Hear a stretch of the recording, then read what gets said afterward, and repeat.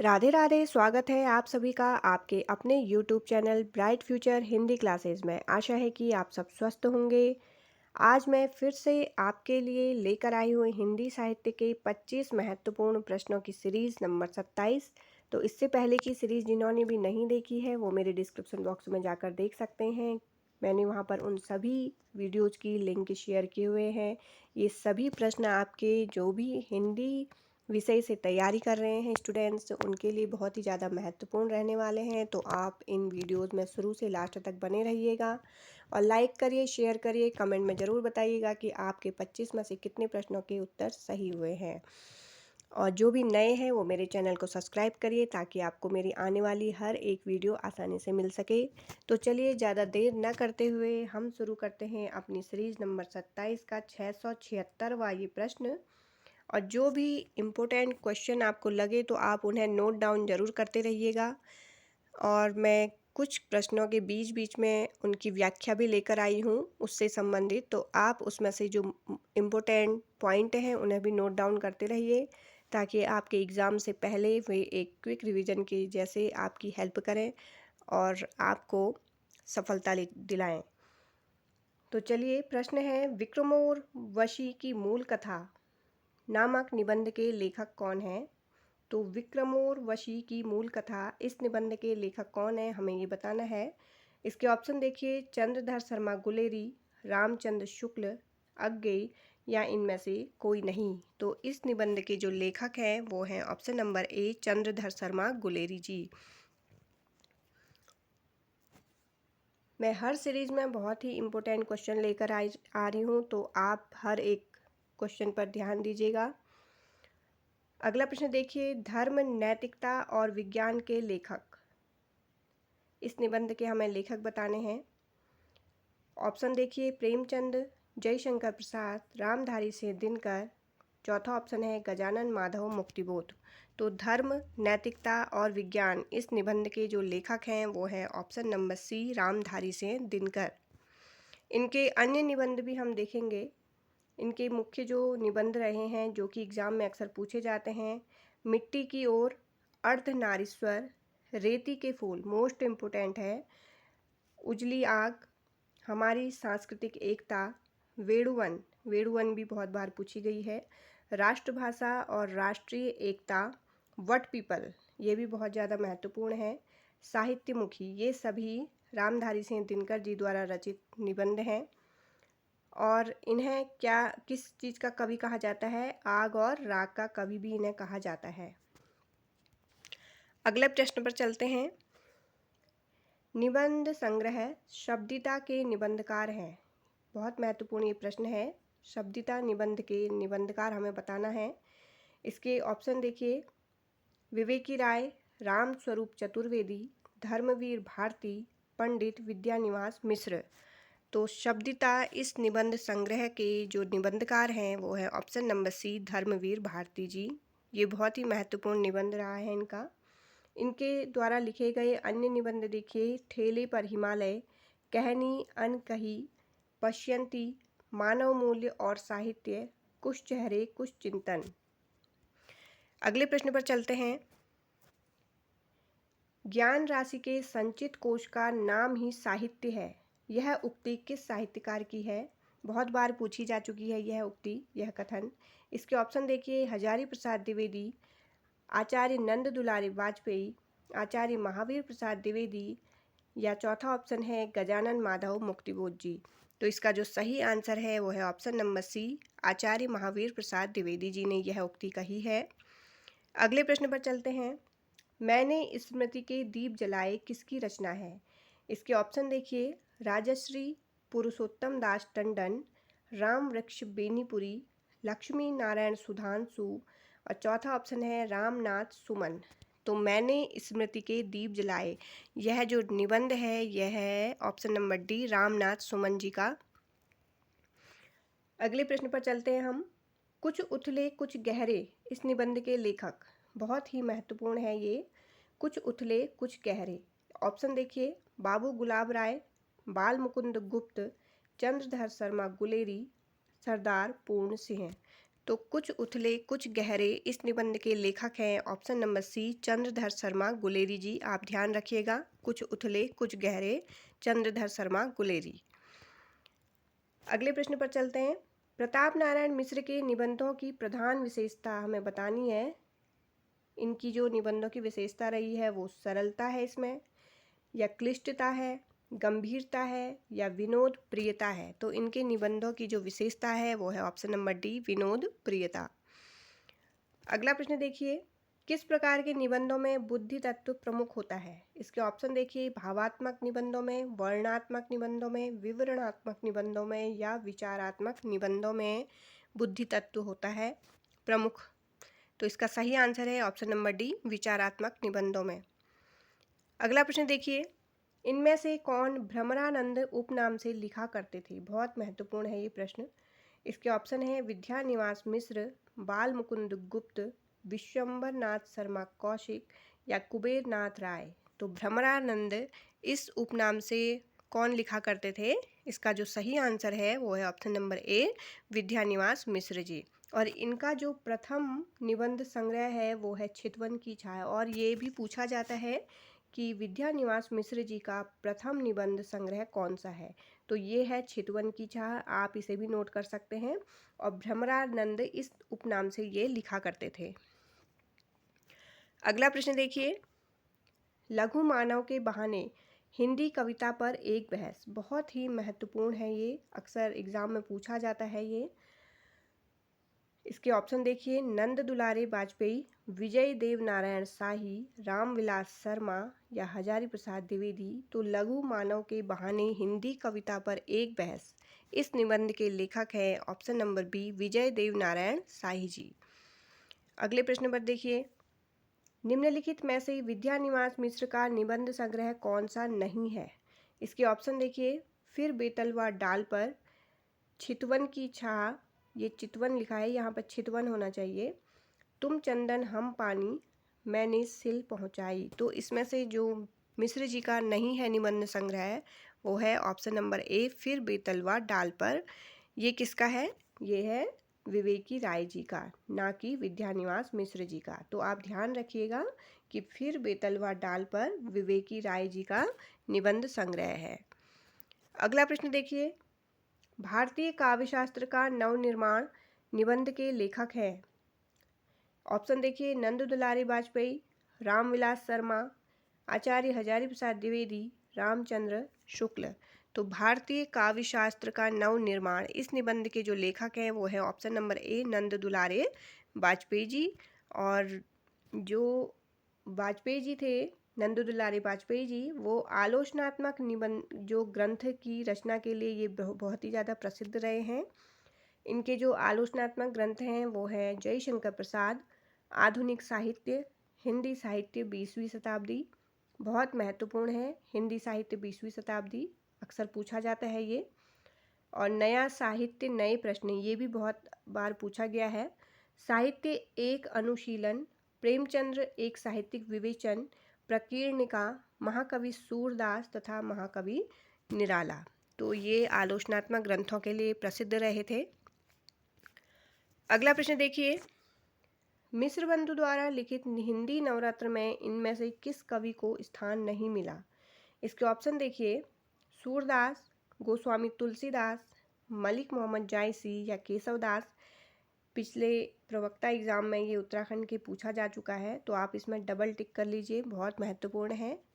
तो हिंदी नवरत्न में से इसमें से कौन से कवि को स्थान नहीं मिला है मिश्र बंधु जी ने जो लिखा है हिंदी नवरत्न?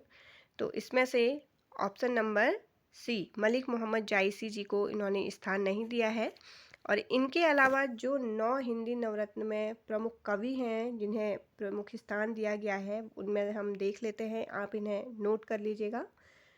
गोस्वामी तुलसीदास, सूरदास, महाकवि देवदत्त या देव कवि कह सकते हैं आप इन्हें, बिहारी लाल, त्रिपाठी बंधु में देखिए भूषण और मतिराम, इन दोनों को ही मिला है, महाकवि केशव, कबीरदास, महाकवि चंद बरदाई और भारतेंदु हरिश्चंद्र। तो ये 9 जो नवरत्न हैं इन्हें स्थान दिया है मिश्र जी ने।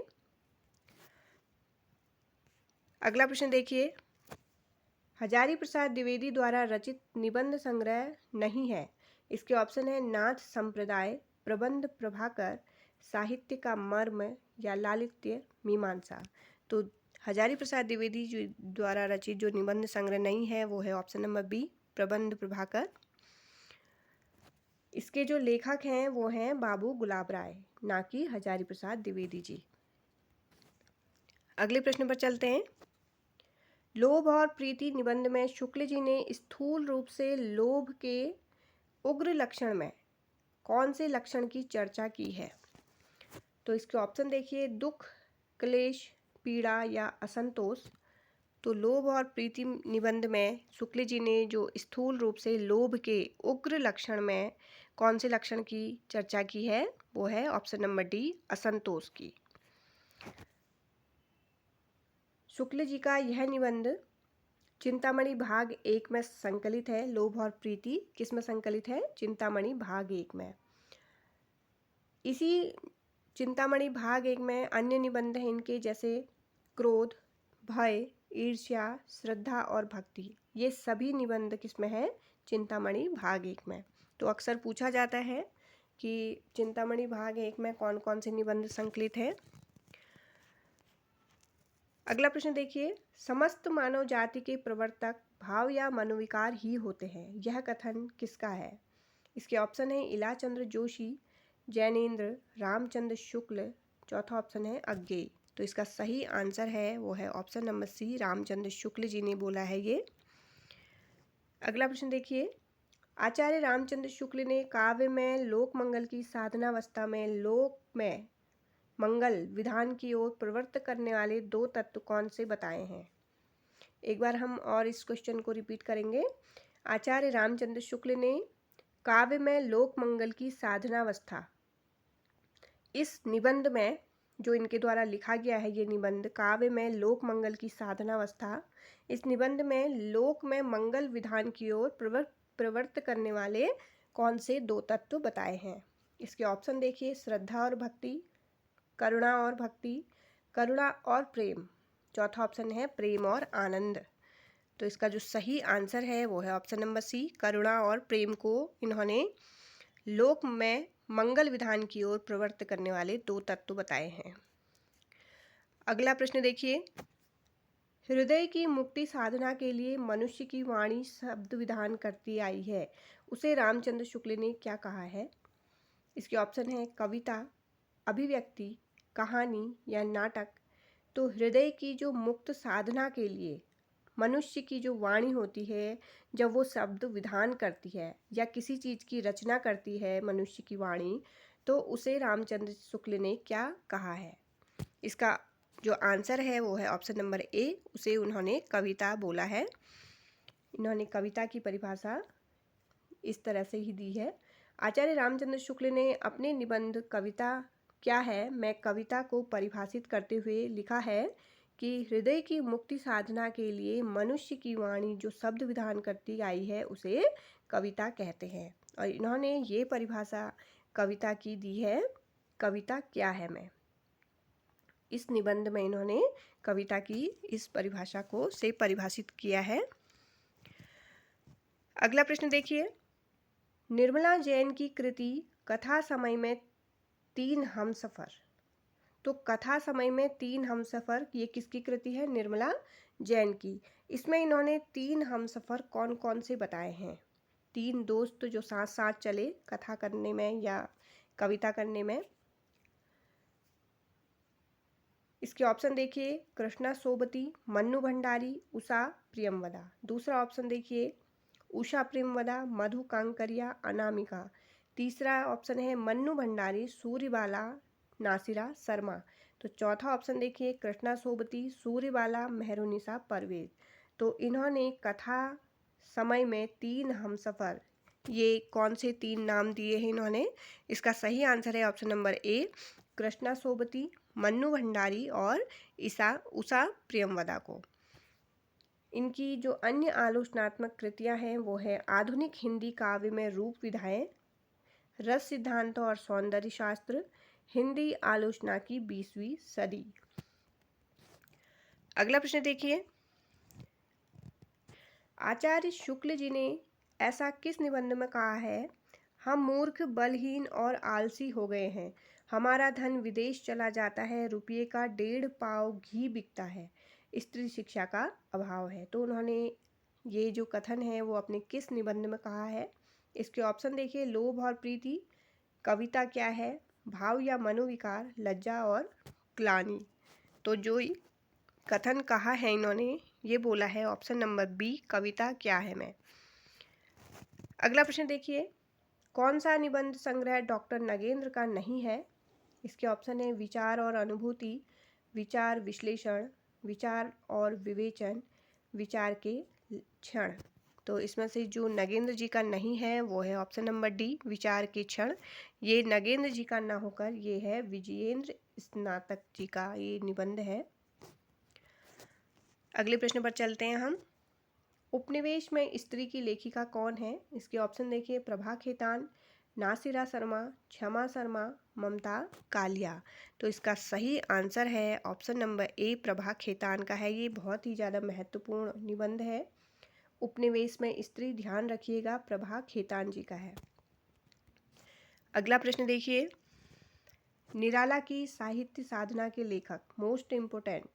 इसके ऑप्शन है रामविलास शर्मा, दूधनाथ सिंह, राहुल सांकृत्यायन, अमृत राय। तो निराला की साहित्य साधना ये है option number A, Ramvilas Sharma ji का निबंध है ये। रामविलास शर्मा जी के देखिए, निराला की साहित्य साधना ये 3 भागों में प्रकाशित हुआ था। पहला है 1969 में, दूसरा है 1972 और तीसरा है 1976 में। रामविलास शर्मा जी द्वारा रचित अन्य जो आलोचनात्मक कृतियां हैं वो है महावीर प्रसाद द्विवेदी और हिंदी नवजागरण, नई कविता और अस्तित्ववाद, हिंदी जाति का साहित्य, भारतीय सौंदर्य बोध और तुलसीदास। आप इन सभी को नोट कर लीजिएगा, बहुत महत्वपूर्ण ये आलोचनात्मक निबंध हैं इनके। अगला प्रश्न है, महिला रचनाकार की कृतियां अपनी संवेदनशीलता, तार्किकता और तेवर में बेहद पठनीय होते हुए भी आलोचना के ठंडेपन की शिकार हैं। तो यह कथन किसका है? इसके ऑप्शन देखिए, मृणाल पांडे, अनामिका, ममता कालिया, चौथा ऑप्शन है प्रभा खेतान। तो यह जो कथन कहा है वो है ऑप्शन नंबर सी, ममता कालिया जी ने। इनके द्वारा जो रचित कहानी संग्रह देखिए, छुटकारा, एक अदद औरत, उसका यौवन, सीट नंबर 6, जांच अभी जारी है, प्रतिदिन, मुखौटा, नई सदी की पहचान। ये सभी ममता कालिया जी द्वारा रचित कहानी संग्रह हैं। अगला प्रश्न देखिए, साहित्यालोचन के लेखक, इम्पोर्टेंट है ये क्वेश्चन भी। इसके ऑप्शन है नामवर सिंह, बाबू श्याम सुंदर दास, ये वास नहीं है, दास होना चाहिए यहाँ पर, श्याम सुंदर दास, महावीर प्रसाद द्विवेदी, बाबू गुलाब राय। तो साहित्यालोचन के जो लेखक हैं वो है ऑप्शन नंबर बी, श्याम सुंदर दास जी। इनकी जो अन्य रचनाएं देखिए, आलोचनात्मक रचनाएं, भाषा विज्ञान, हिंदी भाषा का विकास, हिंदी भाषा और साहित्य, रूपक रहस्य, भाषा रहस्य। इनमें से रूपक रहस्य पूछा जाता है और भाषा रहस्य। तो वैसे तो सभी महत्वपूर्ण है आपके लिए। तो आज के हमारे ये 25 प्रश्न भी हो चुके हैं। मैं जल्द ही आपके लिए इससे आगे की सीरीज़ लेकर आऊँगी, उसमें फिर से हम 25 महत्वपूर्ण प्रश्नों को देखेंगे। चलिए, तब तक के लिए जय हिंद, जय भारत, धन्यवाद।